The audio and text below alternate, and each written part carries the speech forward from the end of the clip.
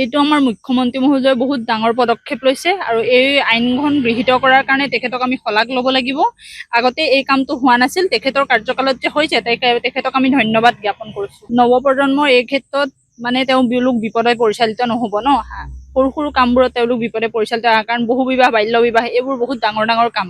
গতিকে তেওঁলোকে এইবিলাকত যাবলৈ ভয় খাব। চৰকাৰলৈ এনেকুৱা ভাল কামবোৰ কৰি যাওক তেখেতসকলে। ইমান দিনে ভাল কাম কৰি আছে, গতিকে আৰু ভাল কাম কৰিব বুলি আমি আশাবাদী। কাৰ্যকৰী তেওঁ মুখ্যমন্ত্ৰী মহোদয় কাৰ্যকৰী কৰিবই। তেখেতে যিটো কাম হাতত লয় সেই কামটো হোৱাই।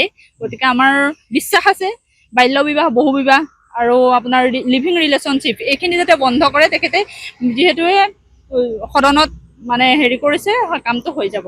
নাৰী সুৰক্ষিত কৰা ব্যৱস্থা। হয় হয়, নাৰীও সুৰক্ষিত হ'ব আৰু সৰু সৰু ল'ৰা ছোৱালীবিলাক সুৰক্ষিত হ'ব। ভয় খাব ন তেওঁলোকে, বেয়া কামবোৰৰ কাৰণে ভয় খাব। পঢ়া শুনাৰ ক্ষেত্ৰত যথেষ্ট আগবাঢ়ি যাব যিসকল ছাত্ৰ ছাত্ৰী আছে বা হয় হয়, তেওঁলোক আগবাঢ়ি যাব। তেওঁলোকৰ কাৰণে বহুতখিনি সুবিধা কৰিছে আৰু মুখ্যমন্ত্ৰী মহোদয়ে তেওঁৰ কাৰ্যকালত আৰু সুবিধা কৰি যাব।